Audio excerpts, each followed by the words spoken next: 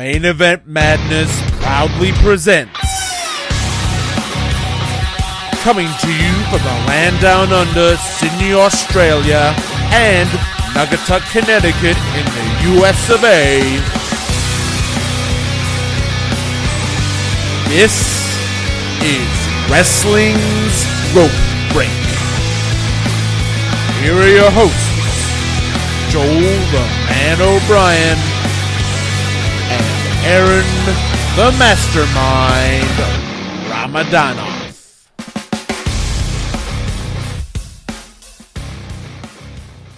Well, hello wrestling fans, and welcome to the very first edition of Wrestling's Rope Break for Main Event Madness Radio. I am Joel the Man O'Brien, coming to you like I always do from the land down under, Sydney, Australia.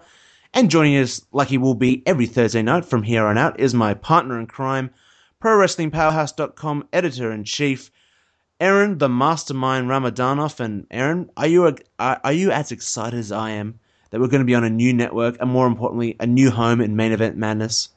I am so fired up. I'm giddy in my seat right now. I'm just excited that we, fresh start, everything new.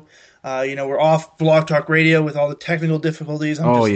So happy we're able to just record and do a bunch of great stuff at Main Event Madness, and I'm just excited for 2015. Very excited. We've got all this new audio equipment. We've got a new sound mixer, brand new microphone. We're using Skype. Everything's clear. It's going to be very exciting 2015 here on Main Event Madness Radio. So what is Wrestling's Rope Break all about? Why should you, the wrestling fan, get into what we've got going on here? Well, for the next hour, maybe hour and a half, 2 hours, we'll see how long we go. We're going to break down the past and the present of pro wrestling every week for your listening pleasure. So not only that, but we're always on the process of landing some fantastic interviews that will be upcoming on Wrestling's Rope Break. Seeing as the annals of this show back on Pro Wrestling Powerhouse Radio have seen guests such as Diamond Dallas Page, Jeff Jarrett, Matt Morgan, and others, expect some big names upcoming from all facets of the industry that we love and have grown up watching. So, but when it comes to the whole rest of the Wrestling's Week that was, the present, we're going to be talking about news topics. We're going to be going over the lessons learnt from the last 7 days of television, and we're going to be breaking down some audio clips from the best pro wrestling podcasts of the week as well. But when we're talking about the past, we're going to be doing a bi-weekly segment. We've got 2 bi-weekly segments. So this week, we're going to embark on our first Video Vault Visit. Try saying that 3 times fast. Where we discuss a classic match chosen by either myself or Eron that might have been forgotten to the masses, but can be easily found on YouTube for you to watch straight after the show. Next week, we're going to start a new segment called Why It Worked. And this is where Eron and I find a historical segment, angle, storyline, or finish to a match, or breakdown of anything like the pro wrestling wise, and look into why it worked. Pretty simple. And so that's something to look forward to. The string that holds this whole show together is the constant feedback and interaction from you guys and girls, the listeners. We're going to be asking you questions to send in to the show we're going to air the following week. Actually, we have some questions that are already going to be airing this week, so be sure to follow that up next week. Suggest what historical match, angle, or show you would like us to review for our vault sections, or the what went wrong or what went right sections, plus so much more. So the last thing, how can you find all these episodes all in one place? Well, it's very, very simple. You've got 3 options. You can start by following us on Twitter at Wrestling R Break. Then head over to Facebook and like us at Facebook on facebook.com/Wrestling's Rope Break. And while you're surfing the web, bookmark maineventmadness.com and wrestlingsropebreak.weebly.com to stay in touch with all of our upcoming episodes on our website. And, of course, maineventmadness.com, as we said. So, thank you very much, Alfonso, Marion, and John for bringing us on here. It's going to be fantastic. We might as well start the show before we get into the week's news and everything we want to talk about. Eron, open mic. Tell the world who you are and the man behind Eron Ramadanov. Well, like Joel said, I'm Eron Ramadanov. I've been a wrestling fan for about 10, 11 years. I started watching when I was about 10 or 11. I'm only 20 years old, so that comes to a surprise to a lot of people that apparently I sound a lot older when I'm not. So in the future, please excuse my immaturity at times. But I'm 20 years old. I'm no closet Triple H fan. I'll let that be known now. I will defend that man to the end of the world. So even after let that be even known. after this show, even after Raw that we just watched, really. Oh, well, we'll get into that later. But I kind of follow WWE TNA. I found my newfound love is New Japan Pro Wrestling after Wrestle Kingdom 9. We'll also of course get into that as well. And that's about it. I'm currently going to school for journalism, broadcast journalism, here in Connecticut, USA, and that's about it. Yeah. Well, a little bit about me. Started watching pro wrestling in 1998 in the thick of the Monday Night Wars and the Attitude Era. I remember my first pay-per-view being SummerSlam 1998, with the main event being Undertaker versus Stone Cold Steve Austin for the WWF Championship. And my first ever match that I ever saw was Vader versus one of the Quebecers, for those who remember who the Quebecers were back in those days. And I was just amazed watching it on late night television because I was staying over at a mate's house and he was snoring. I couldn't sleep and I turned it on and fell in love with it ever since. And it's been almost 19 years. I love relationship with pro wrestling. I am a co-editor for ProWrestlingPowerhouse.com as well as writing my own articles as frequently as I can, but obviously wrestling's rep break is kind of taking up all my time. I've got 2 degrees. I've got one in media. I've got one in cultural studies. I've also got an honors degree in cultural studies. So stacked up with that kind of stuff and just doing what I love and finding some kind of passion in radio production. And here I am doing podcast for you people. So enough about me, guys. We're going to take a very quick commercial break. And when we get back into the show, we're going to go through Aaron's midweek news wrap-up. So we're going to start talking the news shows of the week. And until then, enjoy the advert.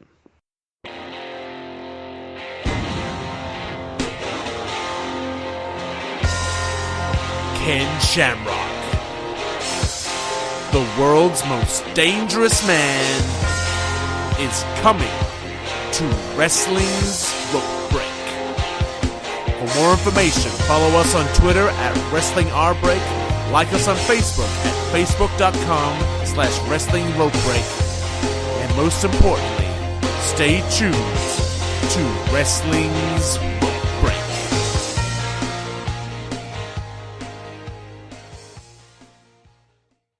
Okay, we are back. Ken Shamrock. I told you we got some good guests coming up here in Wrestling's Rope Break, and Kenny Shamrock, the former UFC champion, former Intercontinental champion, a child of the Attitude Era, coming to Wrestling's Rope Break. So you definitely got to check that out as we get closer to the date. Stay in tune with it on our Twitter account at Wrestling R Break, and for more information on the interview. Okay, Aaron, hit us up with the biggest news stories of the week. I think I might have an idea of what the first one's going to be. Well, I think the hottest thing in pro wrestling right now is Wrestle Kingdom 9. This past Sunday, Global Force Wrestling launched with New Japan Pro Wrestling, kind of partnered up for probably one of the best pay-per-views of all time, in my opinion. Unfortunately, you didn't get to see it yet. I think you've only seen one match so far, right? Correct. I've only seen I didn't see the New Japan Rumble, but my feed only gave me the 4-way junior tag title match, which was awesome opener, if it was the opener. Yeah, I mean, this show, and I wrote a whole thing on my own personal blog, er-report.weebly.com, where I kind of said that this show really changed my perception and my, almost my just attitude toward pro wrestling. And we'll get into this when I talk about Raw, but I felt like Wrestle Kingdom 9 was the best show from top to bottom when you talk about pure wrestling I've ever seen. And then that's a big, tall order to I've seen a lot of wrestling in my 10, 11 years. This was the best pure wrestling show I've ever seen, and I enjoyed it. I ended up watching it live at 2:30 a.m. Eastern Standard Time. Unfortunately, I did stream it, so don't tell anybody. But I just didn't. It was, and I got to listen to Jim Ross and Matt Stryker call it. I got the American or the English version. So that was great, and that really added to how good the show was. I think, honestly, if I didn't listened to the English commentary, I think the show would have kind of lacked for me because it would have been hard to get invested in all these guys. And like I've said before, I don't know much of this roster. I know maybe 2 or 3 guys. I'm familiar with Okada and Tanahashi and AJ Styles, but everyone else I've kind of is new to me. So going into the show, I knew almost nobody. I've never seen any of these people wrestle besides maybe AJ Styles, Carl Anderson, guys like that. But it was brand new, and Jim Ross and Matt Stryker did a great job of telling me why I should care, telling me why I should be invested in these guys, painting a great picture. And I guess the big question is, like, obviously Jim Ross's involvement in the show is a huge feather in the cap for, not just New Japan Pro Wrestling, but also Global Force Wrestling. Did he live up to his expectation? Because obviously, I heard one match, and obviously it was a little bit iffy. But obviously, there's 8 men in the ring. But how was he later on the show? Did he grow? Did he get worse? How was he? I will say this, and you and I are both kind of big Jim Ross fans. Oh yeah. And I guess our dream one day is to eventually get him on this podcast. But we're in the process of working that out. So yes. Yeah. He was. And I love him to death, but he was a bit slow, and I don't blame him. He's been away from commentating for a couple of years. He's used to the WWE style where it's very slow, methodical, whereas the Japanese style is very quick, especially the opening match. Especially during that opening match, Jim Ross was it was very hard for him to call the match because he just couldn't keep up with what was going on.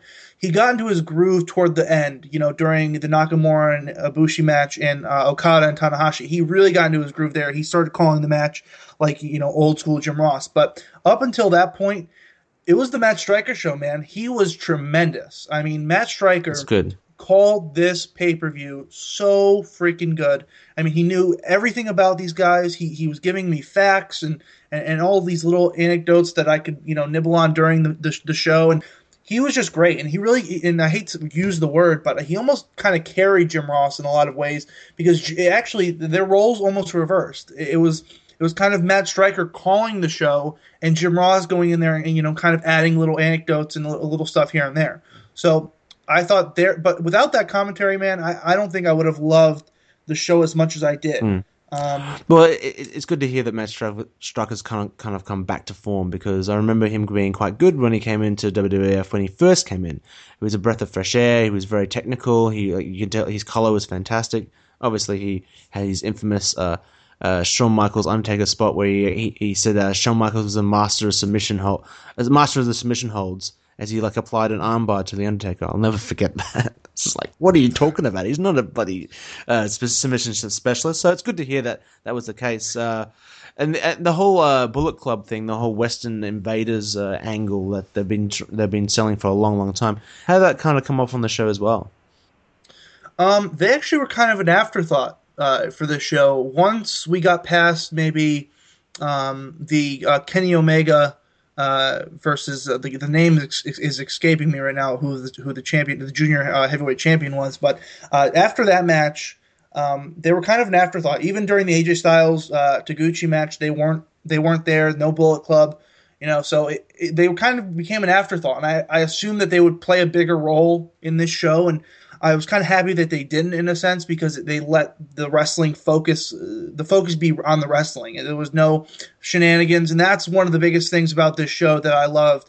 There was no double DQ finishes, no run-ins, no, Kane coming out of nowhere, swooping in, breaking up the match. There was nothing like that. It was all clean finishes. And another thing that I took away from this show is everybody came off looking great. There was not one person on this show that walked away buried or looking bad. They all came across great. They all came across as fighting their hardest for whatever title they were fighting for, or whatever the kind of thing they were doing in the ring. The winners and losers walked away looking great, and especially the person that really stole the show for me was Nakamura. Mm-hmm. I mean, he's become my favorite wrestler in a sense, because since Wrestle Kingdom 9. I've been on a binge of just watching a bunch of his matches. I watched Kevin Steen versus Nakamura at World of the Worlds earlier this year.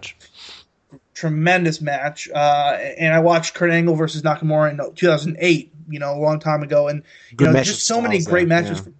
Oh, tremendous. It was tremendous. And, he really shined for me. Of course, Tanahashi and Okada. I mean, that match was huge, and the fans were into it, and everything was great. And one of the best things, and, I don't want to spoil anything for you, Joel, but obviously Tanahashi won, and, it's okay. Yeah. And Okada, one of the great things about this match was Okada, as he was leaving the ring, he started to cry. And I think, whether that was real or just kind of part of the storyline, it really it made him look good. It made him, because he has this gimmick where he's the Rainmaker, and all he cares about is money and his championships and all that. And, you kind of humanize that great talent by giving him that moment to cry almost. And even, as Okada was walking away, Tanahashi, kind of ripped into him and said, New Japan is still mine. You're still far away from the future. And he kind of ripped into him, and I thought that was great. And everything about this show was tremendous from top to bottom. Great wrestling, great storytelling, simple, just great booking all around. This sounds like it's NXT on steroids right now. Yeah.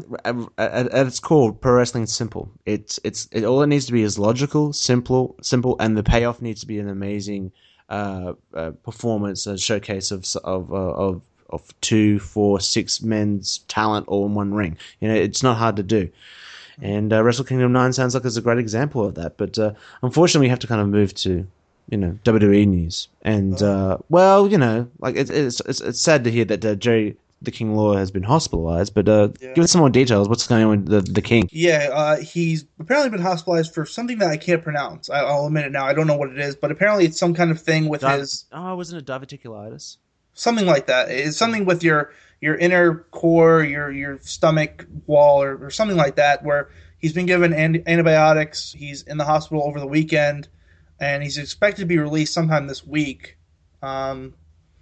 I don't know where that puts him in the future. I think this might just be, he just missed one show. But, I've never said this, but I want him back. Because after last night with Booker T and JBL and Michael Cole, Jesus Christ. I mean, those guys together with JBL and Booker, it's just so, they were just so bad. And Booker, I like Booker. I understand that, he's a good guy to have around, just kind of to throw into this position or whatever. But, keep him away from commentary, because he just doesn't come across well. Yeah, absolutely. And this commentary team, they just need a massive shake-up in some way. They need some kind of predominant kind of figure to come in there, replace someone, and kind of just run the ship and start running it like a bloody pro wrestling commentary team. Because I'm sick and tired of watching like a Monday Night on Raw. The Ascension were wrestling these geeks, right? And the whole idea is we're trying to push the Ascension as the next big tag team. But no. The tack that they take is they're no Road Warriors. They're no Demolition. Nah, and they kept writing that. And Booker T's I was a tag team, Harlem Heat. They ain't no Harlem Heat. They're just the guys have just literally come out of the blocks. Okay, so what the gimmick is now for this dominant tag team that everyone loves, that they're going to go up to the main roster, and now the gimmick is that they think they're awesome, but they're not. When you're dealing with a tag team division that's that thin, you need your commentary team to be pushing the next LOD, the next Demolition, putting some salt behind, some power behind their words, and I got none of that. Booker T's a bit wacky, and I guess wackiness must be Vince McMahon's kind of thing for this week. But I tell you what, good luck. I hope Jerry Lawler gets back into good shape and well. But I think it might be time for the King to retire, and maybe just at least bring it down to Michael Cole and JBL. Because those two had great chemistry in SmackDown when they were doing that for about in the 2005, 2006, 7 era. It's great. I don't know what needs to be done. What do you think needs to be done? Well, I've said it before that I think some of the blame needs to come off of those guys in particular, and more of the blame needs to be shifted to Kevin Dunn and Vince McMahon, the people that are telling them and talking to them in their ears. Yes. Because I can imagine Mike, and people give shit on people shit on Michael Cole all the time and say that he sucks and this and that, he's no JR. Well, of course he's no JR, and and I've said before, I think we've been spoiled as wrestling fans over however long JR commentated. I think it was about 15 years. Yeah, we were spoiled. He is the greatest play-by-play guy of all time. So to go from that to Michael Cole, it must have been hard for Cole to go into that. Cole's done well, And though. two, He's done well. Yeah. He holds that team together. Like, he's the only real kind of like constant that actually kind of keeps things moving. I have to say he's done very, very well, because I remember when I was growing up listening to him, when he covered JR, when JR had his second Bell's palsy in 1999, and he did WrestleMania 15, he was goddamn horrible. You think the commentary team was bad back then? It was bad now. It was horrible back then with Michael Cole at the level he was. I actually used to love him and Taz on SmackDown. I thought they had really nice chemistry. They got themselves together, yeah. Yeah, and I thought they had a nice chemistry. And I think a lot of it is just Vince or Kevin Dunn, whoever's in Michael Cole's ear, constantly jamming things down his throat. Push the network, push the app, push this. Mention this, say this. And, Michael probably has, you could see he has a big, pad in front of him where he has so many papers and stuff. And, it must be hard for him to get through it and call a match. But at the same time, a lot of it has to fall on Vince. And the biggest complaint, obviously, is they just don't focus on the match. They like to talk about Twitter or JBL has a big fascination with twerking and the bunny. And, they just need to get down to the just simple call. Just call the match. That's all you need to do. I understand they have to push other stuff, but tell the story of the match, just like JR did for all those amazing New Japan Pro Wrestling matches at Wrestle Kingdom 9 that I heard about. Like, he just told stories.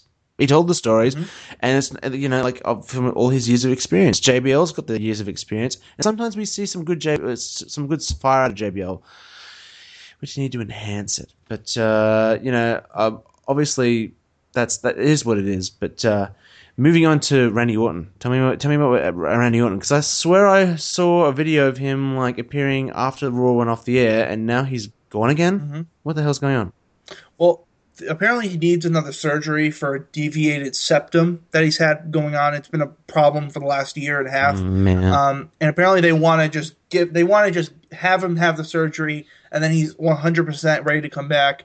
And apparently, even if he does have the surgery, he'll only be out for 1 or 2 weeks. It won't be like a big deal. And like you said, he's returned several times for house shows and Raw and off the air stuff. But I think that it would be smart to just have him have this surgery, get everything cleared. You never know, because the deviated septum is something, and if you're not familiar with it, it's obviously something to do with your nose and how you breathe and stuff like that. So that could be a problem that could develop over time. So maybe it's best to get that out of the way. And I think that Orton's going to get a push when he comes back. So I think it'd be great to just maybe get that done and over with now. Speedy recovery for Orton. He's a definite talent. He's second to John Cena. You always need him on the shows as much as you can. I mean, the big question really is when he comes back, what do you do for him? Because obviously he's going to be ready for Mania. What do you do with him for Mania? Like, there's so. I have to say this. We're getting a very quick WrestleMania 31 discussion here. There are so many different questions and different ways to do WrestleMania this year. In regards to the championship match, the Royal Rumble, where does Rollins fit in? Where does Lesnar, Cena, Orton, Ambrose, Daniel Bryan, for God's sake, Roman Reigns? Where do they all fit in? What matches are we going to see? Because usually by this time we have an idea of what the WrestleMania card's going to be, and as far as I know, I don't think there's a definite card out there. What would you like to see going into WrestleMania? There's some matchups that we want. If Randy Orton was to return in time. That's tough, because, like you said, there's a big question. There's so many different guys. I mean, the pool of talent, and we always talk about this, in the past, that maybe WWE's talent pool has kind of shrunk, but when they're at 100%, when everyone comes back and they're healthy, they have a pretty good sized pool to work with. It's just their lack of commitment to work with those guys and put them in the best situations to succeed. But I'm afraid some guys are going to be left out of the mix, and that's one of the biggest things is, you can only have maybe, and usually for WrestleMania, there's always a big 3 or 4 matches. There's always 3 or 4 matches that are kind of the main event matches, and then the undercard kind of falls into place. And when you just said, you have Lesnar, Cena, Taker, if he comes back, Triple H, Sting, if they decide to go. I think, crap, of course. Yeah, you just got so many guys. And one of the guys that I'm looking at and I see that, he might not be able to he has no place, is Dean Ambrose. who does he feud with? Who does he? Yeah. Is he given that spot against Brock Lesnar? I doubt it. He's lost pay-per-view after pay-per-view after pay-per-view, so he has no credibility. You can't put him against Lesnar.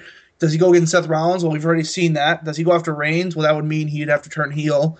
So there's so many possibilities for him, and I think he's kind of going to be the odd man out. And I'm afraid he might get thrown into the Andre the Giant Battle Royal thing or something like that. Exactly, and that's right. really that's really a huge step back for him. Yeah, absolutely. And there's and I would love to see Daniel Bryan. I think the biggest thing that's going on right now is who's going to be fighting for the world championship, because I honestly think from the reactions that I'm hearing every single week with his matches against the Big Show, his promos are obviously well dictated on Facebook and Twitter. Just check out all the memes that have been made out about him. This guy he's not connecting with the audience, and he's been pushed. He's at the front of the intro video for Raw and SmackDown. They're pushing him hard, like he's going to be the main guy. And I've come to the conclusion of this: Roman Reigns is going to be ready. Will he be ready to win the World Championship? Hell no. By the time we get to March 29th in Santa Clara, no way. The time on that injury has affected his momentum massively. I wrote about it and I predicted it, and you know what? It's coming to fruition right now. Daniel Bryan should win the Royal Rumble in a few weeks. He has to. I honestly think, if they were smart, if they wanted an awesome story, keep Lesnar with the championship and have Daniel Bryan beat him at WrestleMania. I think that would be the quintessential David versus Goliath match. You could bill it like it's the first time I've seen a David and Goliath match in the main event of WrestleMania. It's the biggest, underdog story in the history of the industry. You could sell it in so many different ways, but I think that could be a different way. But again, that's one of a million ways. Dean Ambrose, where is he going to go? After watching him on Raw, I really feel like maybe it's time for him to kind of pull the trigger on his heel persona and let that kind of come to fruition, because maybe the whole babyface thing isn't going that well, but a lot of questions. Obviously, well, one of the things with Daniel Bryan though is the only thing I could say is if they do decide to pull the trigger with him winning the Rumble, I don't think he can go into WrestleMania facing Brock Lesnar, and here's why. I think you just have him come back from this injury. Do you really trust Brock Lesnar against Daniel Bryan? I don't trust Brock to keep him safe. To make sure I don't trust Brock. I hear Lesnar the opposite about Brock. I hear he's quite a safe wrestler. Actually, I hear a lot of wrestlers like wrestling with him because he's just soft and takes care of them.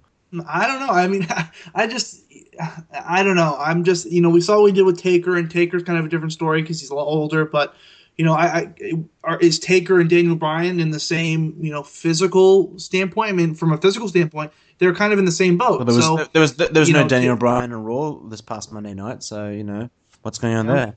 Exactly. Speaking of Monday Night Raw, because we could talk about WrestleMania. WrestleMania is going to be one of those topics we're going to bring up over and over again because it's so undecided. But speaking of Raw, let's move into the first ever lessons learned from TV. This is where we take two lessons, one lesson that we learned from each episode of the past 7 days. So we're doing a little bit of backtracking, but there's always stuff to take away from WWE television. Once Impact Wrestling starts, consider us reviewing Impact Wrestling every single week. So look forward to that when they debut on Destination America.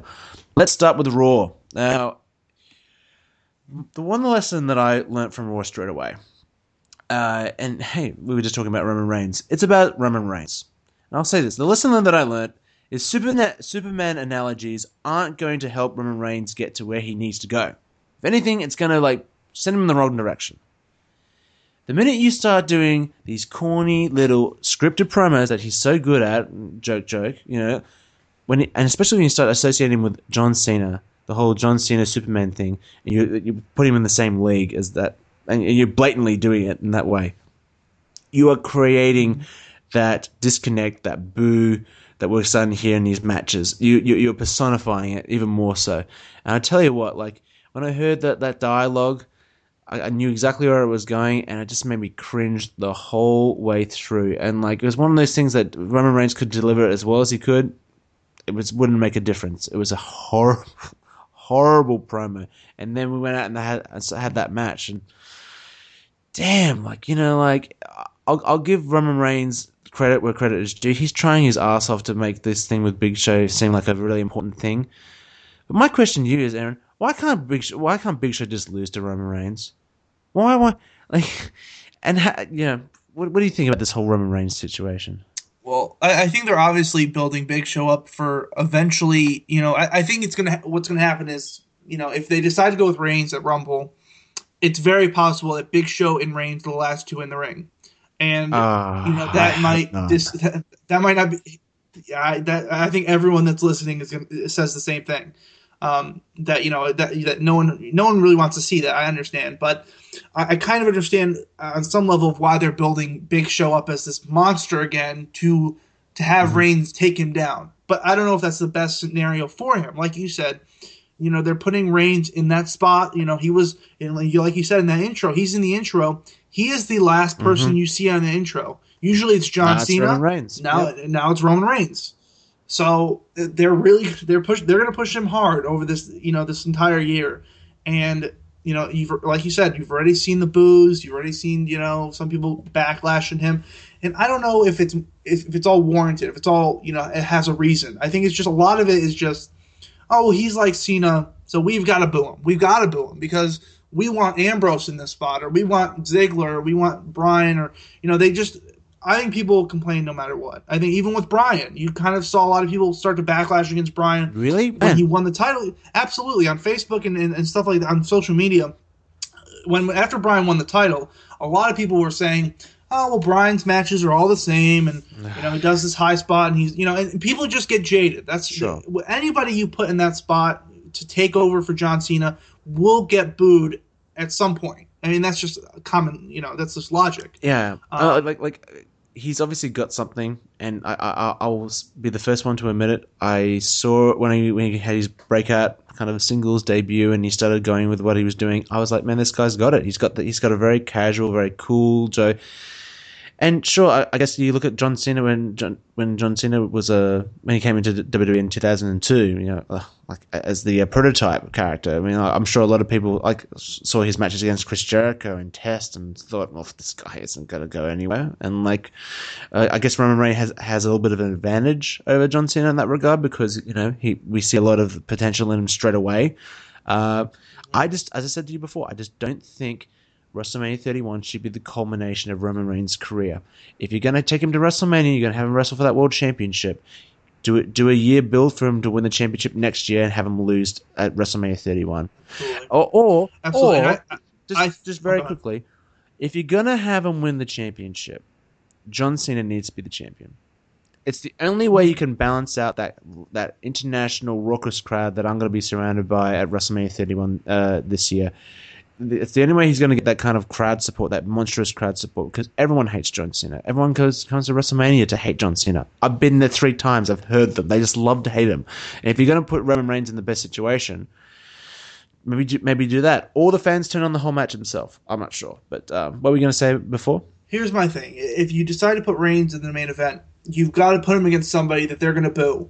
You've got to, because if Lesnar and Reigns go in the ring together at WrestleMania 31, the majority of that crowd, maybe almost all of that crowd, will be cheering for Brock Lesnar. I guarantee that. Yeah, absolutely. Now, because Brock Lesnar has become this kind of cool badass that everyone likes. I think Brock Lesnar has a huge babyface run in him if he wants it, or if he sticks around after WrestleMania. He's still got about 3 months to go until WrestleMania, and we've got a Royal Rumble Triple Threat Championship match that has a lot of heels in it. I think there's Hey, what happened with Seth Rollins and Paul Heyman? That whole shake hands thing? They could easily see a double cross, and all of a sudden it's Seth Rollins and Paul Heyman. That's a whole conversation in itself. That would be fantastic.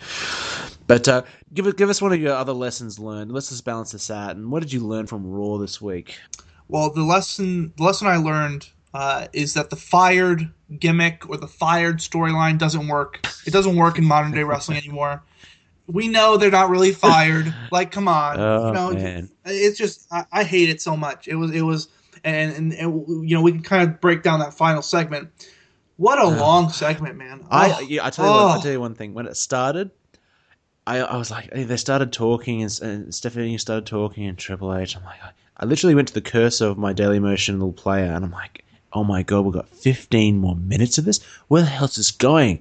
And then Cena came out, and they're bagging him out, and it's like, man. And you could see where this is going from a mile away, even when they brought all of them out. I'm like, oh, it kind of makes a good storyline, but then they dragged it out, and then the punchline was, they're fired. I was like, yeah, I totally agree.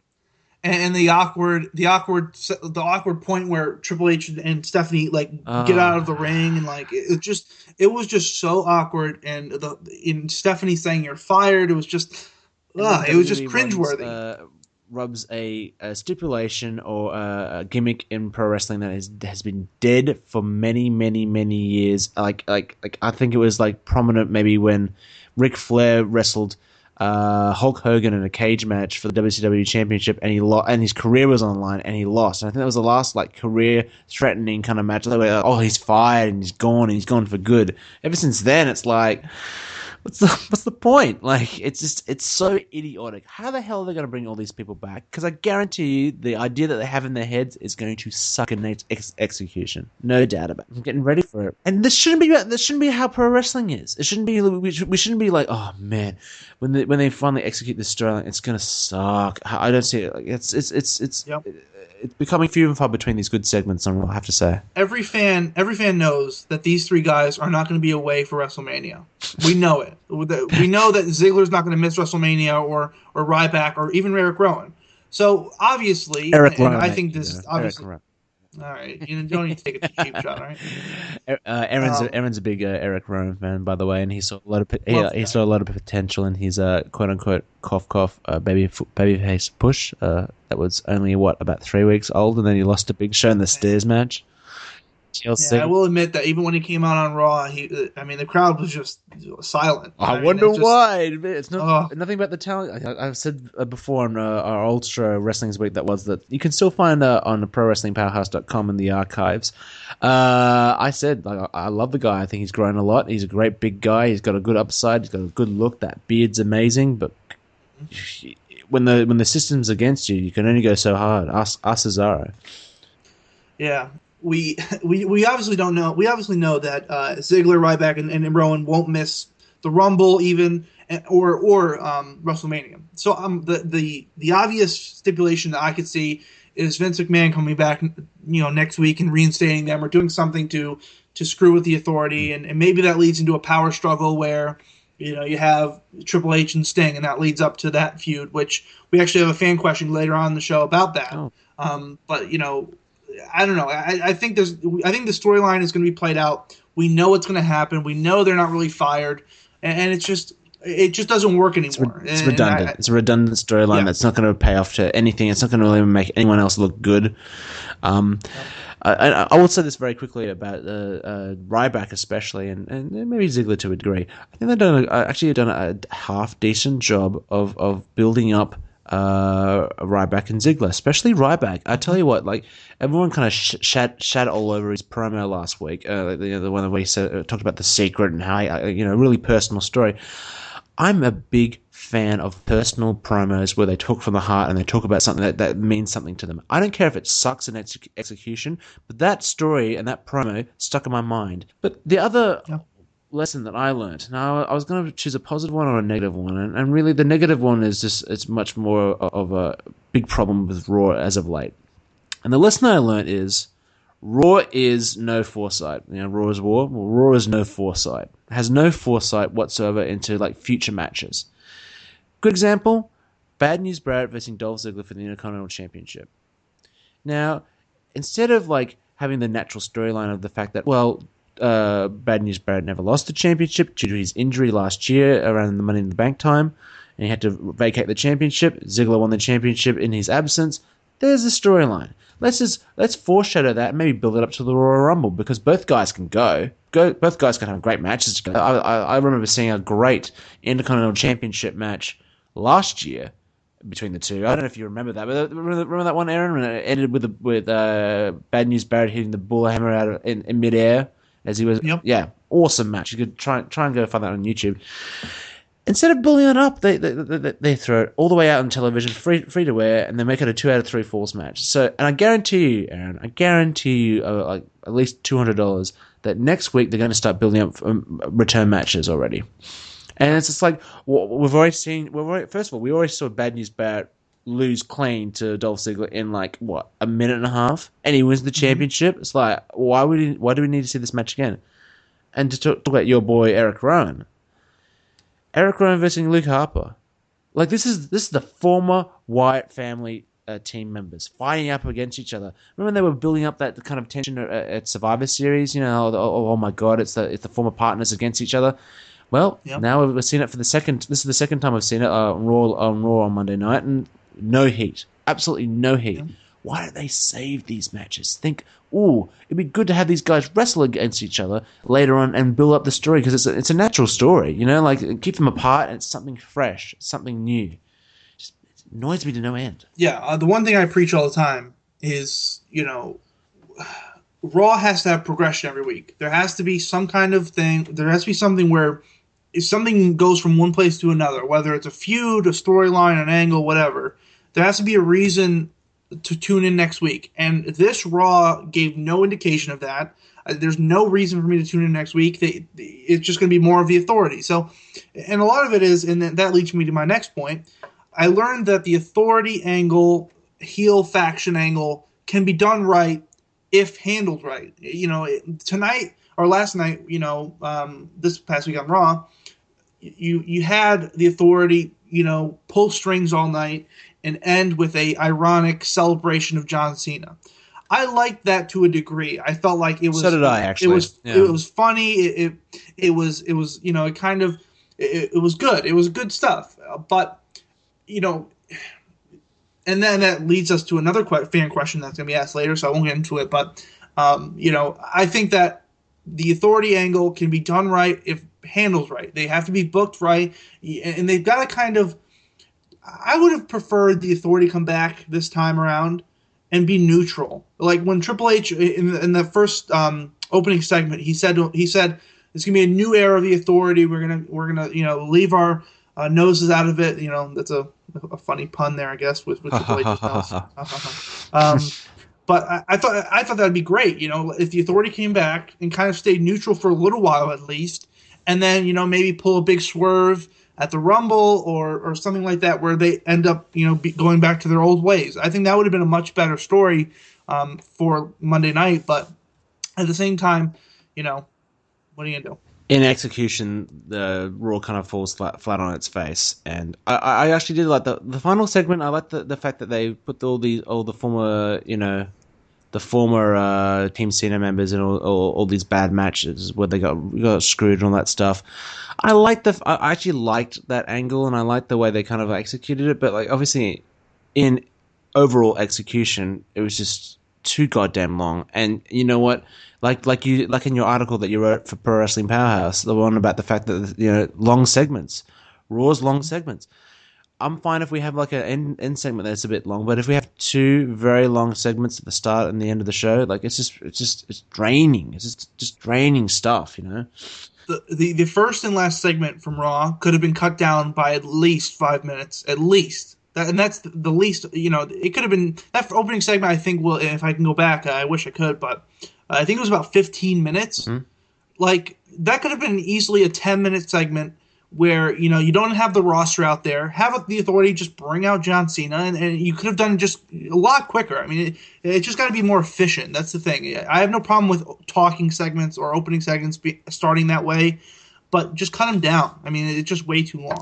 Aaron, you seem like you're on a bit of a roll. You might as well lead us into SmackDown and tell us what your what else did you learn from SmackDown? So this is the one that Edge and Christian was hosting the show, and the main event of the show was Rusev versus Roman Reigns from last Friday night on SmackDown. So we're jumping a bit around here, but obviously there's lessons to be learned all over television. What was the first one you learned? The lesson I learned from SmackDown is that Roman Reigns and Rusev have a weird chemistry. I mean, every match they put together has been really good, and it's maybe it's a testament to both guys just I don't know. I mean, they work really good together, and I wouldn't be opposed to having this be the feud for WrestleMania. I mean, why not have Reigns and Rusev go at it? I mean, I think they have great chemistry. Their matches are always great. They've had this match maybe 2 or 3 times on SmackDown before, and I really like their chemistry. I thought the entire dynamic of this match was good, and I like that it ended the show again. I like that they put 2 young guys together and have them end the show. That's what SmackDown should be. It should be a spotlight, a stage for all young guys, whether it's or up and coming guys like Rusev, Reigns, Rollins, Ziggler, whoever, to showcase and give them time and have them end the show. I thought that was great. Yeah, the only downside to that really good match that we saw, it had a throwaway finish where Big Show just ran down and just interfered for the disqualification. Because of course we can't have decisive finishes on SmackDown main events. Nope. Maybe we can actually just have the gimmick on SmackDown being, hey, the SmackDown Thursday night SmackDown, the show where we give you decisive finishes in main events. I don't know, because one thing, like I've got other lessons, but in response to what you just talked about with Rusev and Reigns, they have to stop having these matches now. Stop having them. I don't want to see it on Raw. I don't want to see it on SmackDown. Keep it fresh, just like I talked about with the Harper Rowan and the other matches from Raw, just previously talked about. Gotta keep things special here. Like I just don't want this company to get into a rhythm of, well, every week we need to have like a special match. We need to have like a fresh match just to keep the audience glued. No, you actually don't. You actually just need to book your shows better and maybe, I don't know, introduce more jobbers into the company. And that leads me into my other the one point that I learned from SmackDown. It's a minimum point, but it needs to be talked about. One thing I learned is that the Ascension aren't the only act that needs jobbers to destroy to get over. Absolutely. I think it's a bygone era now when the old territory eras in the 70s and 80s and 90s were all populated by designated jobbers who were good workers, but their job was to put over the other upcoming star, you shouldn't have to always be forced to throw in all your top tier talent and your mid card talent to wrestle against each other, because at the end of the day, someone needs to win, someone needs to lose, and you shouldn't have to always be using a bullshit finish to protect everyone. There should just be guys that come in that we know, give them names, but just define them as jobbers, and bring in a team of about 10 and just have them circulate against guys, and look at Ryback. Look at the rise of Ryback when he came on. He destroyed jobbers every single freaking week to the point where he was over enough to wrestle CM Punk in a Hell in a Cell match at Hell in a Cell, I think 2013. Yeah, 12. My mistake. Yep. That's why you're hearing. Mm-hmm. But you know what I mean. Sure, the Ascension are going to look good. They're going to look strong, unless the commentators ruin it. But we should see this more often, all up and down the card. We shouldn't have to always have the mid card guys fighting against each other, because they just trade wins like they've been doing for years. I completely agree. I mean, I always say that you'll be able to save a lot of feuds that way, and then you alluded to it. If you give Rusev or Reigns or Ryback, a jobber every other week or here and there, you save a bunch of feuds. Like, for example, like we mentioned earlier in the show, with Rowan and Harper. If you wanted Harper to go over, or if you wanted Rowan to look strong or weak or whatever, just have Harper face a jobber, have Rowan face a jobber. It would save so much time. It would move smoothly. It would make everyone look strong. Like, for example, I said the Ascension was it last week, the week before, whenever they debuted on Raw, that match should have been a jobber match. They should have come out and face 2 nobodies and crushed them, instead of facing 2 guys that are well known like Miz and Mysterio. I will very briefly argue against that, because where it was located in the show, I honestly think the fans live wouldn't have given a shit if it was the Ascension against jobbers at that. I think it was on the top of the second hour or something like that. Yeah. Top of the third hour. It was in between the Daniel Bryan announcement and the main event segment. They needed star power to destroy, and Miz and Mizdow, the former champions, were probably the best things they could have done. That's the only I think I agree with you that the placement of that segment was awful. I even mentioned Right. I wrote a column for PWP about their debut and what went wrong. The placement of that segment was terrible. I mean, they were given 8 minutes to crush Miz and Mizdow, who have been your tag team champions. I mean, if I would have preferred, maybe give them that 10 o'clock spot before the Daniel Bryan announcement, have them crush two jobbers. And one of the key things about that debut was there were no impactful moves. There was nothing that made you go, whoa, wow, they're so strong. This team is so powerful. It was all just simple moves that we've seen before. And their finishing maneuver, man. oh my God, it's so awful. It used to be well, obviously it's a high low, but it used to be like a thrust kick, like a diving thrust kick by Connor. But now they've turned it into like a spinning elbow, and it just looks terrible. Yeah. Oh, it's like for a team that's supposed to be built up as the Road Warriors and a demolition and all that, to have a spinning elbow as their, I mean, come on, it's just so weak for that team. That team should have LOD had their finishing maneuver. The name of it escapes me right now. The Doomsday Device. Yeah, there you go. I mean, that move was incredible, and it goes toward what LOD was, and apparently Lance Storm and a bunch of legends on Twitter got really upset about the promo that the Ascension cut on Raw. Kind of, I guess, bashing LOD, which is so freaking dumb. I mean, oh my God. That's why I stay off Twitter as much as I can, unless I'm interacting with you fans who are listening. But the Ascension talk kind of leads into NXT for last Thursday night. It's Thursday night, isn't it, son? Yeah, Thursday night. Yep. On the WWE Network. Obviously, you should know right off the bat, hence our theme music that we play. We love NXT. We love it so much that we put into our theme music. We love this show. And it's kind of ironic, though, because I find this show pretty lackluster, actually. It's probably the most lackluster episode of NXT that I've seen in a long, long time.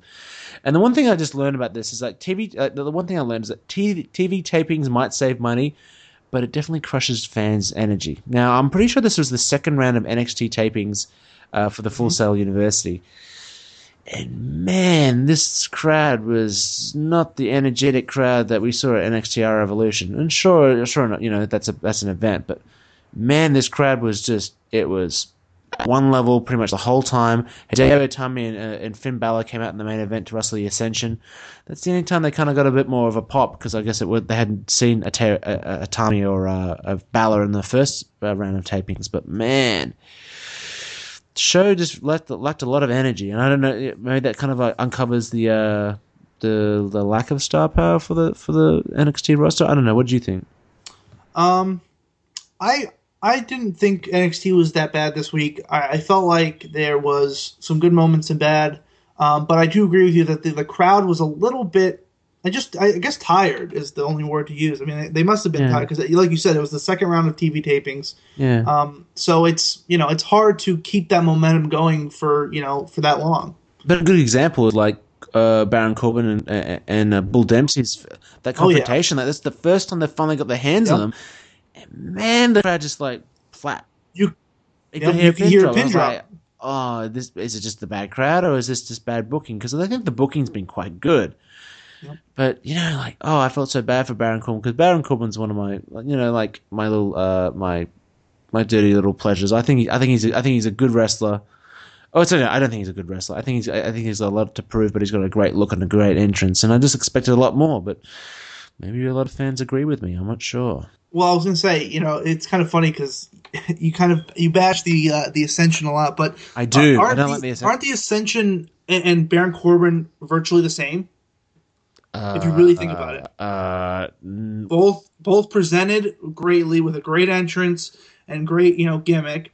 They have 20-second match. That's it. We haven't seen the full potential of Mr. Corbin yet. We haven't, because he wrestles. Hey, he wrestles in not even 20-second matches. He wrestles in 10-second matches. I don't think that he has part of his allure. Whoa! It's a part of his allure, right? This guy, we don't know what he's all about. He's got a great mysterious kind of look, and we get to know him a little bit more every single week. I think it's a great gimmick. Whereas the Ascension of this comic book characters who just kick and punch the whole match. Hey! Hey, at least Baron Corbin's finisher looks better than the freaking fourth man from the Ascension. I'll give you that. Exactly. I'll give you that. I don't know. I'm not as sold on Baron Corbin as everyone else. I think they're hiding some of his flaws. I really do. I think with these 20-second matches, I don't think he's a great wrestler. I've seen him wrestle before. When he first started in NXT a while back, and he got injured, and now he's back again. Yeah. He's not that good, and it's hard. It's going to be hard to kind of present that to me because I think a lot of people that haven't seen him wrestle before, it's brand new. Whereas I've seen him wrestle before, and I'm not really sold on him. I don't think he can talk. I mean, some of the very small, and I'll be fair. We haven't really seen him talk yet, so I'll actually take that back. But I do agree with you. The crowd for that segment was just dead. I mean, I was like in shock. It was very bad. This was the first time these two guys made contact, and just everyone was just like dead. I don't understand. Yeah. So what did you learn from NXT this week, Aaron? The final lesson of the week. I learned that Hideo Itami has finally sold me that he is adapting toward the WWE style of wrestling. I think he shined big time in that main event. I'm glad that they gave him that hot tag because I would assume because usually when we've seen these Balor and Itami team up, usually Balor's the one on the outside waiting for the hot tag. But Itami got that privilege this past Thursday, so I'm actually kind of sold on him. I think he came across really well. I think fans really want to see him give the go to sleep. Oh yeah, and then I love that they're teasing it. They're not doing it. They need to save that for NXT special. They need to. Mm-hmm. God, that's gonna just be amazing when he hits it. Yeah, and I love that they keep teasing it every time he gets it. He somehow is not able to deliver it. So I love that they are kind of teasing that. And I think this past Thursday kind of sold me on Tommy. I've been a little bit, I've criticized their handling of him. I think, he's become an afterthought behind Finn Balor. Finn Balor has definitely outshined him since they've been a team. But this past Thursday, he kind of reassured me that I think if they handle him a little better, he can be somebody big for them. Yeah, he's Kenta. Like he's a Daniel Bryan. Obviously, in regards to in-ring talent, and they need to harness that as much as they can. So yeah, in regards to like Hideo Itami, I think his in-ring talent it rivals Daniel Bryan. We are yet to see it. I think he's growing quite nicely, but it's good that they focus on Finn Balor for a lot at NXT TakeOver our Evolution where it mattered the most, and now they're giving the time to Itami. It's good. Just very quickly before we move on to our must-see matches of the week, I have to say I've been happy with NXT's booking for the whole time I've been watching it. I've been loving it. It's been fantastic. The worst thing I've seen them do happened on this episode. That they did this cell phone video that Sami Zayn took of himself outside his house on the holidays, and he did this dry, terrible pixelated promo video telling everyone how his update and how he was. Now, this was dumb on so many levels. I'm sorry. Keep Sami Zayn's first ever promo back from Kevin Owens injuring him. Keep that as a end of show segment, or leading into the pay-per-view or something like that. They just did this dry, boring, so lackluster emotional promo from Sami Zayn because of the situation, because of where he was. It just was so out of place and so I almost devalued the work they've been doing in regards to Kevin Owens, and I just thought it was just such a bad taste in my mouth in regards to seeing Zayn and Owens. Obviously, when we see it, it'll be a different story, like live in the arena. But when you didn't have any crowd reactions and it was just a standalone, terrible pixelated phone video, it was horrible. I don't know what you thought. I mean, it was. I don't know. I liked kind of that it was. I liked that it was at home. Like you said, I would have preferred it be a better pixelated, video. I would have preferred him to be like laying down or sitting down, kind of recovering or something like that, instead of being standing outside in the cold. Just some of those little things. But as far as bad promos go, was it just me, or was Kevin Owens' promo just kind of awkward and just just no good. I just didn't like it. This is the one where he was sitting down with Renee Young. Obviously, it was after NXT TakeOver Our Evolution. Yeah, I was a bit disappointed with it. I think they could have done much more with it. I've said it before, and I'll say it again. NXT's production value, outside the ring, it lacks. It lacks energy. It lacks. I don't know what it is, but like we need to be hearing crowds like reacting to all this stuff, because I think that's what's going to make the difference. I think they actually did it at NXT Our Evolution. I think we did some promos or something on the back, and I remember the crowd reacting to it. That needs to happen at every single show, I have to say. But that was our lessons learned from television. Obviously, Impact Wrestling will join the schedule once they start. But I hope you enjoyed it. And obviously, what were your lessons learned from the television? Drop us a line at Wrestling Our Break, or like us on Facebook and drop it a post and tell us what you thought of the lessons learned from this week. Okay, so me and Aaron's must-see matches of the week. We choose one match that you should definitely go out of your way to see. It's hard to pick, one match out of like so many hours of television, but I think this week it was just as challenging, wasn't it, Aaron? Mm-hmm. Well, I think it wasn't as challenging for WWE because there weren't really that many. I mean, besides the Reigns and Rusev match, there weren't really any matches that kind of stood out to me for WWE's sake. But I mean, obviously, I'm gonna go pick off something from Wrestle Kingdom 9. The best match of the night for me, as I said earlier, was Nakamura versus Ibushi for the IWGP Intercontinental title. That match is must see. If you're any fan of pro wrestling, should see this match. The emotion, the story, the strong style of Japanese wrestling incorporated. Nakamura just proving how much of a big time star he is, and New Japan Pro Wrestling creating a star in Ibushi. I thought it was just a great match, and you have to go out of your way. If you haven't seen it already, you have to go out of your way to see it. Yeah. I totally agree. Even though I haven't seen it, but I've talked to many, many people who say you must see this match. And the fact that, hey, it's an Intercontinental Championship match. This is a championship in New Japan Pro Wrestling that it definitely does rival that of the World Championship.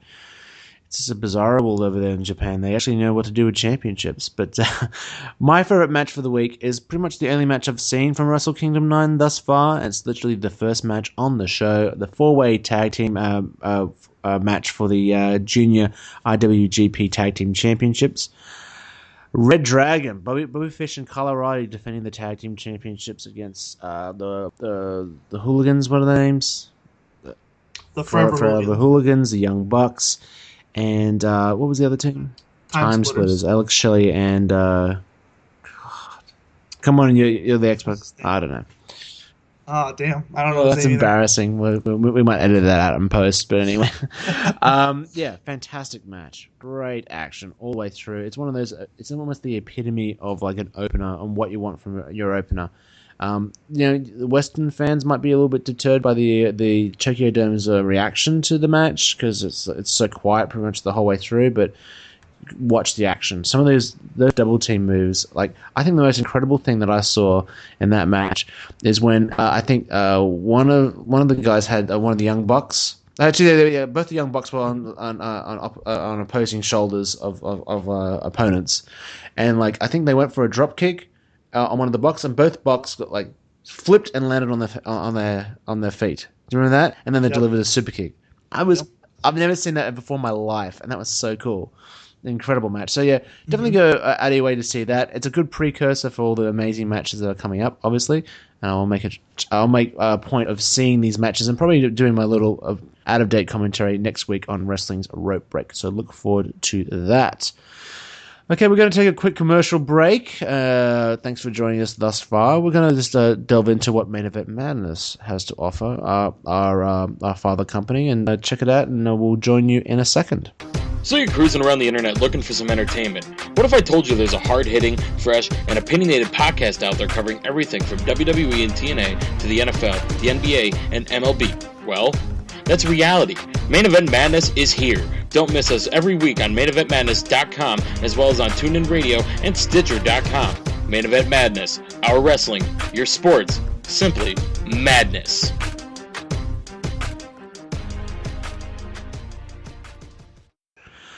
Okay, we're back to Wrestling's Rope Break. Thanks for joining us once again. Myself and Eron, the Mastermind Ramadanov, here to talk our weekly Video Vault visit. As I said, try saying that 3 times fast. It's pretty hard. It's pretty much going to be a weekly stroll down memory lane where we pick a classic forgotten match that you can easily access on YouTube.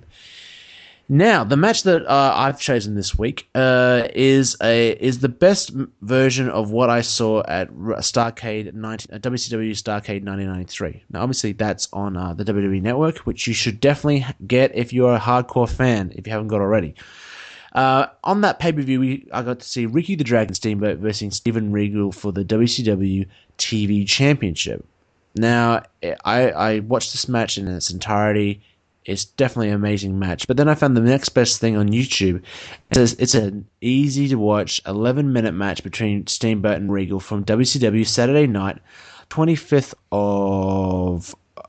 of November? No, October, 1993. Fantastic, awesome match. It goes back before the Starrcade match and kind of gives you an idea of where the story went.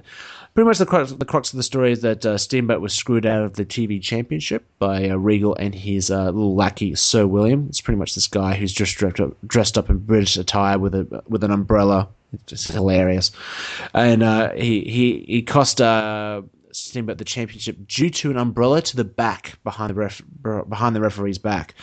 And this would lead to an excellent conclusion at Starrcade 93. But the match that we saw here, like Steamboat, obviously was selling the effects of what happened on the previous night on the pay-per-view, and it was just like, you want to see an energized, angry version of Steamboat, you got it here. Like, this match was, he started off this absolutely drilling Regal all the way through, doing all these crazy dives. Back in 1993, this would have been this off the chains incredible. And one thing I just loved is that Regal's offense. He's the original cerebral assassin. I think that's the best way to describe him. Obviously, I'm stealing a line from Aaron's favorite wrestler here, but really, he epitomized this idea of like working a body part, and like, I just loved the way he every strike had a purpose, had a meaning, had a reason for it, and like Regal and Steamboat are just the selling. Like, they just personify a selling masterclass every single time they get in the ring. Like, the facials, the injuries to the body, everything hurts. I love that. You know, every attack on the body, like, it hurts, and it hurts for a long time. Like, up and coming wrestlers should be watching this kind of stuff on a regular basis. Like, Regal especially is just so underrated for what he offers to the table. And that's just what I thought. What did you think, Aaron?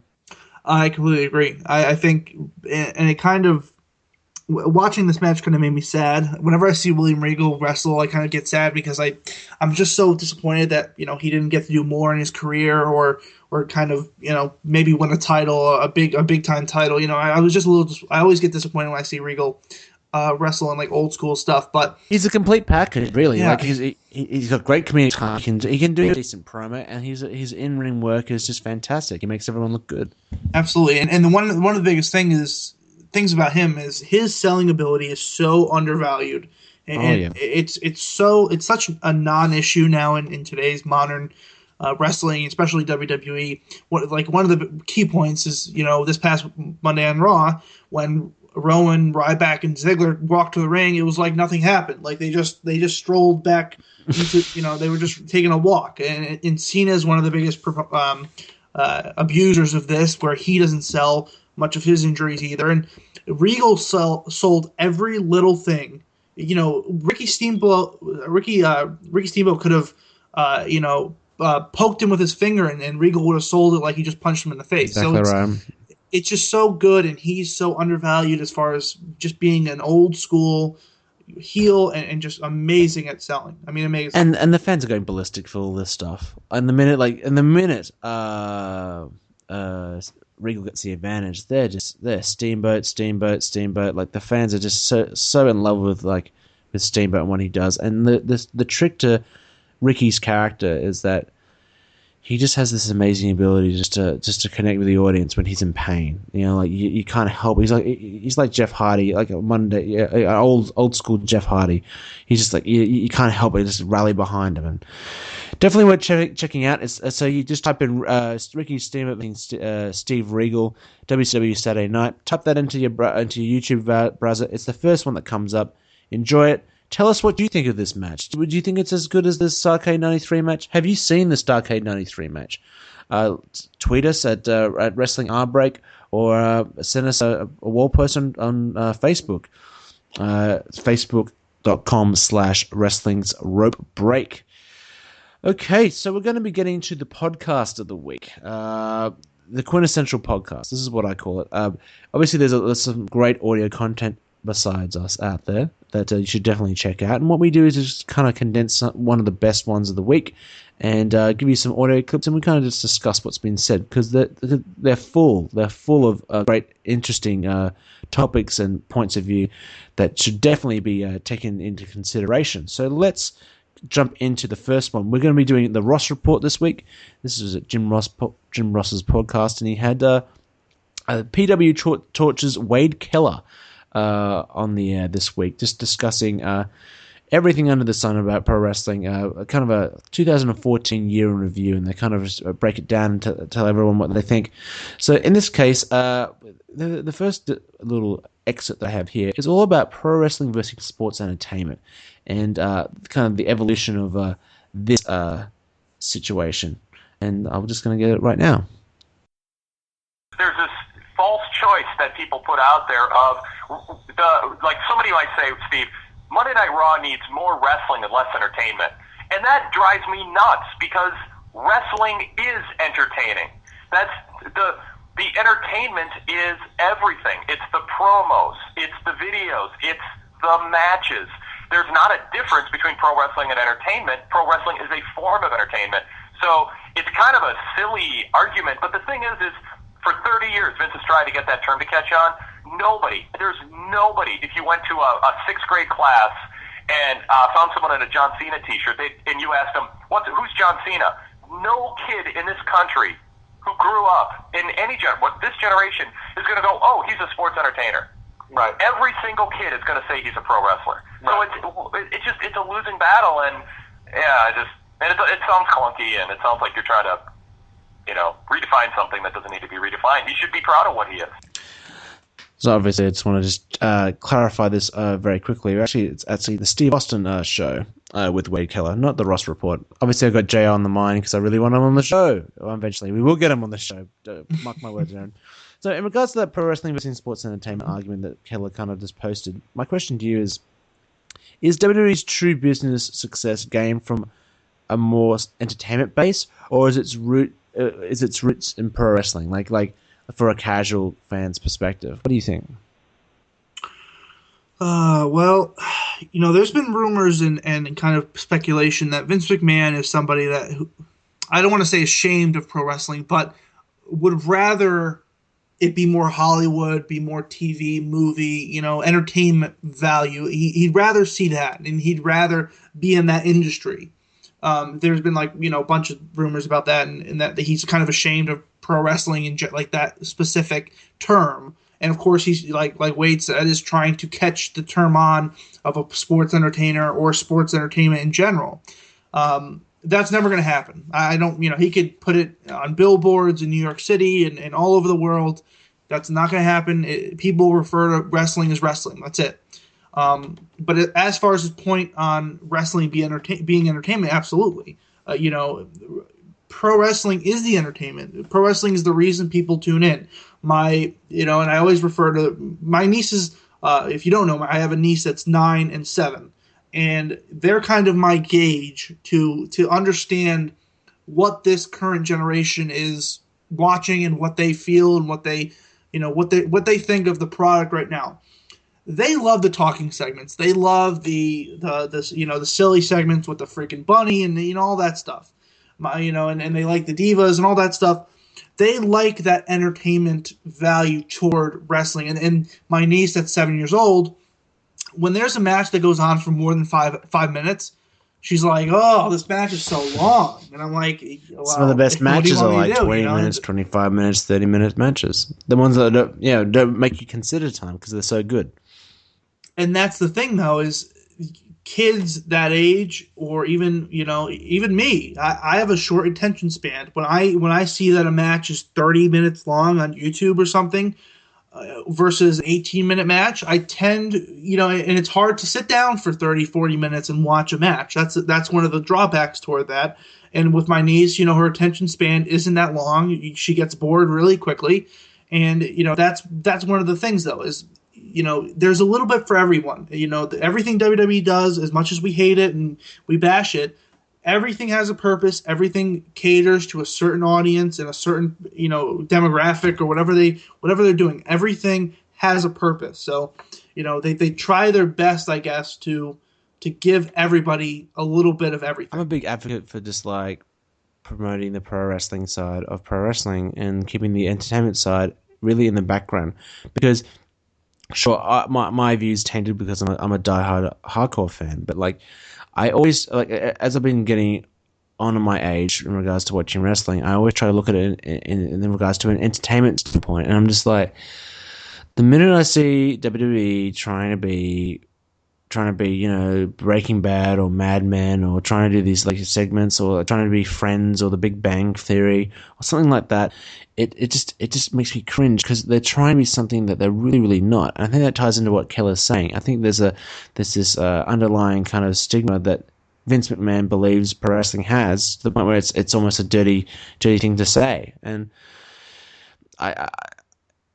the back end of 2014 really made me feel like it's much more sports entertainment than pro wrestling, and it doesn't do the company any favors, and the ratings have been showing that. And I always think that you do a pro wrestling show first, and then the entertainment aspect comes out of that naturally. And yes, as you said, there's just different aspects that the fans love. Like your niece loves the bunny. Like if the bunny's done in a certain way, it can be funny for that kind of demographic, and actually have a bit more respect on a larger scale and a larger demographic. But that's neither here nor there. But like, let's just move into the next part where Keller kind of mentions the importance of like world championships in WWE, and maybe the lack thereof. So let's have a listen to this. The title has to be the most important thing. That actually, not to go on a tangent, but the most disappointing thing I think Vince McMahon said in that interview, and there's a lot that I thought he said that was good, but the most disappointing thing he said was the championship isn't what counts, it's the superstars. And I know what he was saying, because at house shows these days, it's, what name is on the marquee, whether he has a title or not, probably isn't going to greatly affect attendance these days, because fans know world titles aren't going to change hands at house shows. Right. But that said, you need to constantly protect what Vince Russo called a prop, and others have too. And technically, sort of, yes, but if everybody isn't in that ring for some sort of purpose, then it just does become talk radio. Right. Everybody has to be fighting for something. Why would I watch an NHL game if they weren't fighting for the Stanley Cup? So there you have it. Yeah, I think that's a really kind of interesting point. Like every wrestler should be fighting for something. Like otherwise, they're just kind of running in circles. And I think like the match quality and the match reasoning has kind of become even more ridiculous as the time's gone on. But the question I want to ask you, Aaron, is the progression away from championship belt importance a real burden on current day product, or is it more like a hardcore fan's disgruntled opinion? I think it's more toward our community as diehard fans. We want to see the titles involved. We want to see the IC title have prestige, and and the world title means something. And Wade's right on the money. If I'm a big Patriots fan right now, and they're in the middle of the playoffs right now, and they're going to be playing the Baltimore Ravens next week. And congratulations, thank you. And if they're not playing to go to the Super Bowl, what are they playing for? They're just playing to play. It's a great analogy. If Brock Lesnar's world title isn't on the line at the Royal Rumble, it's just Lesnar versus Cena versus Seth Rollins. It's just another wrestling match. So, and without the championships there, like look at what's on the line in WWE right now. Mm-hmm. What power? Yep. I guess. Like what John Cena's dignity. Ooh, okay. But then all the other matches are like, for the tag team championships and the Intercontinental championships. But none of these belts are protected because, like, they are, like Vince Russo says, they're a prop instead of being a championship belt. And just mind-boggling, because when I see these belts, these US championship belts, with all the history and lineage, and like it's funny because like the history and lineage parts of the championships, they kind of bring them out like on big occasions, and they put them over big. Like a good example, Luke Harper versus Dolph Ziggler. I remember that match just being filled with the commentators going about the history and the lineage and how important it is. I'm like, why can't we get this on a regular basis? But then I realized it's not just that. It's the way the champions are treated. It's the way the champions, like, when they get the championship, how many times they win, how many times they lose. Like, if they enhance the importance of this championship, then they enhance different factors of their show, and the show grows to be even more important. Because it's not just the World Championships on the line, the US Championships on the line. Because that's this massive storyline's been going on that's been building, that puts over the championship and the contenders fighting for it. You know, it just makes the whole show a holistic kind of experience.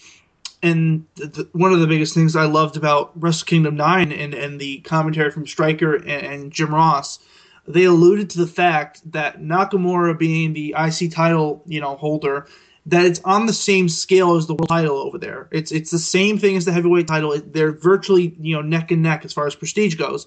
And during that match, they made it clear that if Nakamura wins, it adds another notch of prestige to the title and him. So that's what they need to do. They need to continue to grow the title up and make it to where the title is the biggest thing, out there. And I actually give some credit to WWE for Dolph Ziggler's handling, because I think they've done a nice job with Ziggler. He's not the champion anymore, but and that all of that kind of got wiped away. That's my point, man. That's my point right there. Like the way he just lost his championship. It's just like what? Like, it's not even an important thing. It's a throwaway match on Raw. There's no build. Like sure, they've done a good job, but then they shoot themselves in the foot with the way they crown their next champion. You could argue, I guess, that there's a lot of heat and bad news Barrett and the Authority, but it was literally a show-centric storyline where Dolph Ziggler's great run as Intercontinental Champion just came to an end just to solve a segment on Raw, which is just so dumb, and this is where I'm coming from. But I could talk about championship belts as long as I could breathe, so we're going to move right into the final point where Keller and Austin talk about like the idea of realness in pro wrestling and how important it is, and how this ties into the announcing side of things. So let's have a listen to it. When wrestling is presented from the opening to the closing credits as real, and everybody's in on it, it's so much more enjoyable, and it's so much more entertaining, and I would argue it's best for business. And it seems like Vince McMahon has something that I think has just become embedded in him, which is kind of apologizing for what he is and what he does, and thinking, well, since everybody knows it's not real, it would be insulting to pretend it's real. But Steve, last time I was on the show a little over a year ago, you and I talked about it. Nobody wants to go to a movie theater and be reminded multiple times during the movie that what they're watching are just actors playing a part with stuntmen doing the stunts. It's not insulting to people to make a realistic movie that immerses us in that universe, in that world. And the announcers, to get to your question, are a big part of that. And I want an announcer who I feel is sitting in that chair calling it like I expect Mike Goldberg to call a UFC match, or the great NFL announcers call an NFL game. I want that sense that they're so into it that they are on the edge of their seat, because what's happening in that ring is all that matters in the world right now. And who wins and who loses is high stakes. I don't want the Mystery Science 3000 dynamic where, well, it's really talk radio with a match in the background. I don't think you could have said it any better. I think Wade Keller's is hugely on the mark. But Aaron, will a real product with real announcing encourage or scare away the casual 2014 pro wrestling fan? I'm on a bit of a casual fan perspective because, like, obviously, Wade Keller is hardcore as hardcore gets. So, yeah, do you think it encourages or scares away, like, the whole realness idea? I don't know how much I agree with him on some level where, from what I understand, he's saying pretty much that they should treat everything like it's a real fight or a real, just real. And I understand that. And I would love that. I mean, that'd be great. But like you said, the casual fan, it can't be done because you have total divas. You have, everyone knows about the business. Everyone knows it's not real. So it's hard to present something as it being real when it's not. And that's one of the biggest things I hate about, the current product is that, and we talked about earlier with the firing segment from Stephanie McMahon and Triple H, when you say these three guys are fired, make me believe that. Have Cole and JBL freak out and say, what the, go nuts. Just sell me on that they're fired. Over the past couple of years, that hasn't been the case. People get fired and they get brought back 2 weeks later. And, that's one of the biggest things is, like he said, it has to be presented that way to be understood as real. If they're not going to commit to presenting it that way, then there's no use. I totally agree. I mean, you've always kind of got to kind of consider the casual fan base and what WWE does. And the one thing that would make it even better if WWE was killing it in the ratings, but they're not. They're going down and down and down and down. And I think the realness factor could definitely play a part in it. I think it's consistency as well, like consistency in the realness. Because, I'd say, make the announcers talk about their football background and all that kind of stuff. And it comes up here and there, but it's never really kind of solidified as being a real kind of avenue. And, we talked about the announcers as well being that kind of vehicle into this world. And I think that it's a definite lost art, the art of announcing in 2015 or 2014. And another point is that, a lot of people like to bash Jerry Lawler, and we kind of talked about him earlier. He's the only one on that panel of commentators that acts like it's real. He is the only one that presents everything as being, this is what we're seeing, this is what's happening, this is real. John Cena. But what's the point of one of them being real and the other's not? Well, there's the thing. As a unit, yeah. There's the thing. They need to be as a unit selling us on this, but that's why JR and King worked so well together, and that's why JR is one of the best play-by-play guy of all time. Is that when you listen to him, you're immersed in everything he's talking about. You're tuned in. You're on the edge of your seat, and that's one of the lost arts. And I think Jerry Lawler kind of gets bashed for his commentating style, but in all actuality, he's the only one that presents the storylines and what's going on in the ring as being real, and I appreciate him for that, at least. Yeah, absolutely. And that is the podcast of the week, the quintessential podcast. Hope you enjoyed it. And by the way, leave us your feedback. Are you enjoying the show? What can we improve on? Tell us what you think, and send us your tweets at Wrestling R-Break for a little bit of feedback, or like us on Facebook at facebook.com/Wrestling's Rope Break. So we're going to wrap up the show today with some questions from the fans that were posted and collected by Aaron of ProWrestlingPowerhouse.com. Did you post anywhere else, Aaron, for anyone that's looking for it? Well, I posted, of course, on our Facebook page at facebook.com/Wrestling's R-Break, no apostrophe in the Wrestlings. I posted on the PWP Facebook page. I posted in a bunch of groups on Facebook. So, I put it everywhere. So if people can't find it, that's really hard to believe because I posted it everywhere. Fantastic. Yeah. Obviously, go to our Facebook page first, and then work your way backwards. So, give us some of the questions. What do fans want to know from us this week? Well, the first question we got was from Louis. I'm sorry if I'm butchering the last names. This is going to become a running theme for this because I'm going to be butchering a bunch of names. Most likely. I think it's pronounced Standring, but I could be wrong. It was on the Facebook page of Pro Wrestling Powerhouse, and he says, quote, barring WWE, which company do you believe is the best one out there, and do you see TNA's rebirth as a threat to WWE? Okay, so, best company at the moment, consistently, I guess it's New Japan Pro Wrestling. I've heard some great things about the way they're building up their characters and their superstars, and I think Wrestle Kingdom 9 was a great example of all these characters coming to fruition in that regard. And they're easily the hottest kind of company out there at the moment. Who's yours? I think I can guess. I mean, it's tough to we've got to define what best is. Well, what does best constitute as? Does best mean producing the most amount of money, putting on the best matches? This is overall content, I think. Okay, so overall content, barring WWE, so WWE's out of the picture. I'd maybe go with Ring of Honor. I mean, I think Ring of Honor puts together a good show, or TNA. I think TNA, we've talked about it a bunch of times. TNA, people give them a bad rap, but the last, 3 to 4 months of TV in 2014 was good. I mean, simple booking, simple, strategy. No, didn't overdo anything. They stuck to, having Lashley and Roode go at it for the title. Very simple. And, maybe TNA, and that kind of leads into the second part, where, can TNA compete with WWE? Apparently the rumors are that they're going to be, toning down their product, no more blood, no more swear words, a lot of less. So they're going to become an exact clone of WWE, are they? That looks like it. I mean, that's what I've heard. No blood, no sex, no sexual stuff from the divas or the knockouts, no swears, no nothing like that. So it looks like they're going to be trying to kind of emulate WWE, and they're going to become a poor man's WWE.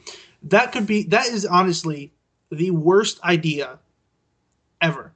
That might be that kind of rivals like just anything I've ever seen in pro wrestling. Every single time we've seen TNA try to emulate what WWE have done on television, it's failed, and they looked like fools. So I hope that's just a rumor in itself. And if that's not a rumor, then the answer is no. I don't see TNA ever competing with WWE as long as they just remain like WWE. And they need to be moving away from what WWE does and trying to find a new model. Hey, Lucha Underground's doing the same thing, and I hear some great things about that that company. But, it is what it is, and we'll see what happens.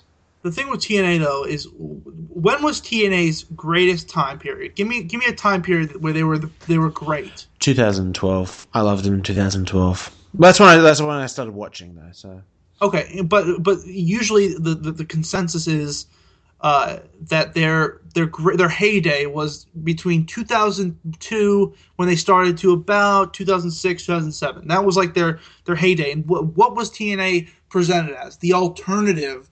Whatever WWE is, we're going to be the complete opposite. We're 6-sided ring. We have 2 entrance ramps. I'm pretty sure the tagline was TNA Cross the Line.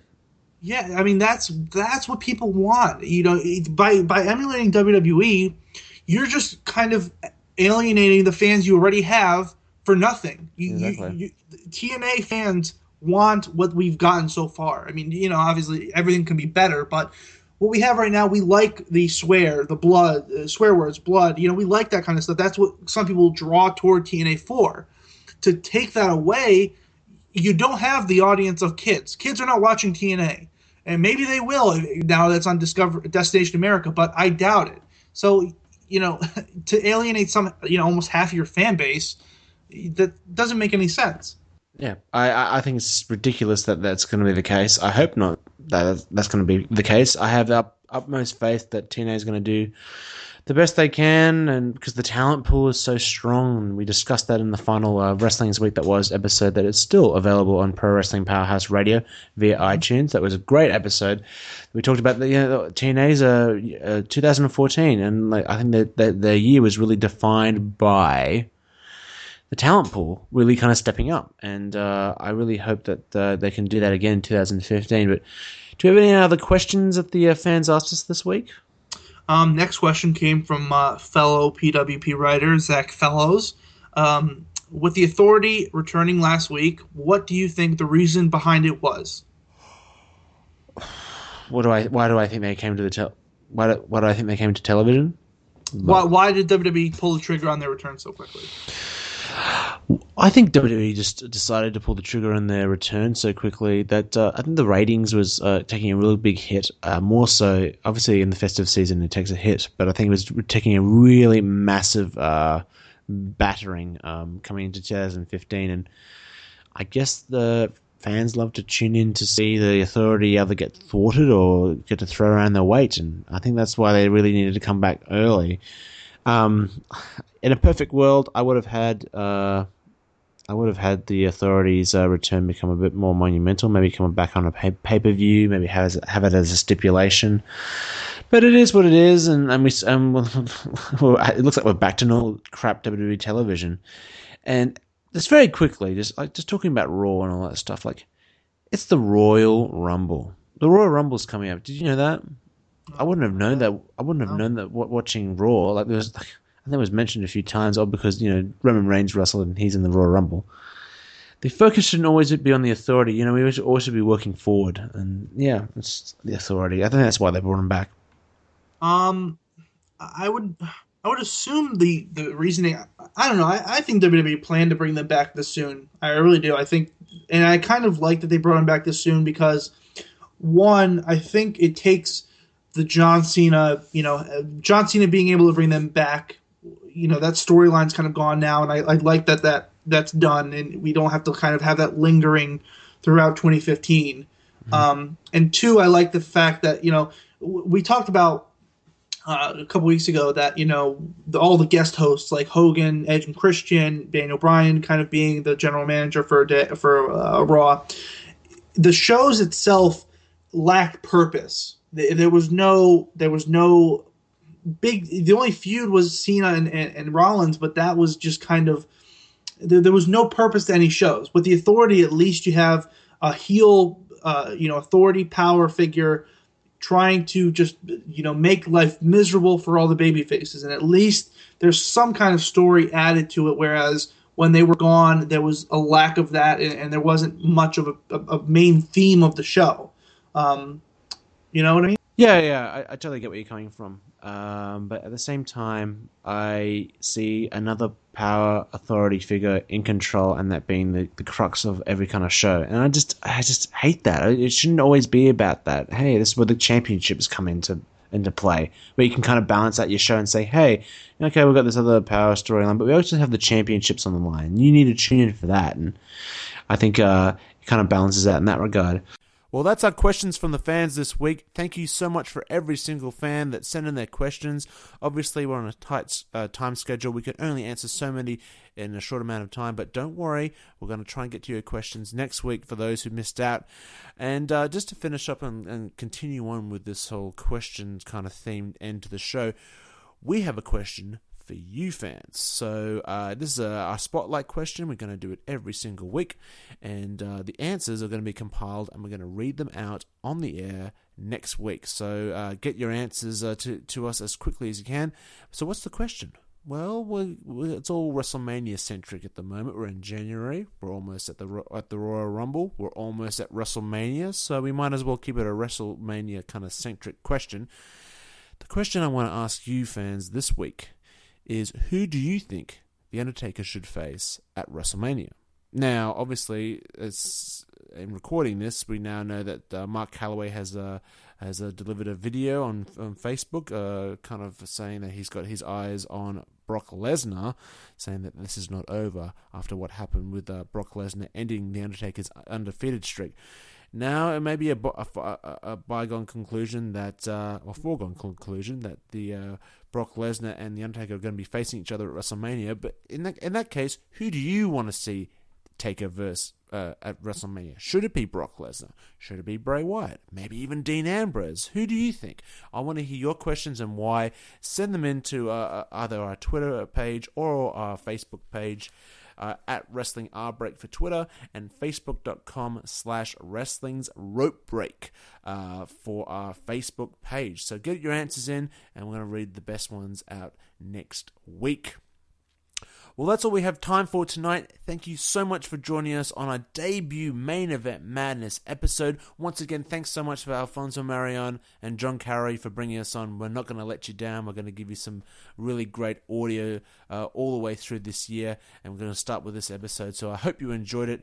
Aaron, my man, thank you so much for joining me, as you always do, and I hope you're in store for a fun-filled 2015 just like I am. So thanks again for listening, everybody, and we're going to catch you on the next Wrestling's Rope Break next Thursday, 8 p.m. Eastern, exclusive on Main Event Madness Radio. Good night, everybody. Thanks for downloading Wrestling's Rope Break. Want to keep up to date with future episodes of the show? Answer our weekly questions, interact with Joel or Aaron, or just go somewhere to discuss good old pro wrestling. It's easy. Start by following us on Twitter at WrestlingRBreak, then like us on Facebook at facebook.com/WrestlingsRopeBreak. Finally, bookmark and visit our website at www.wrestlingsropebreak.weebly.com. Wrestling's Rope Break. Everything pro wrestling by the count of 5. We will see you next week.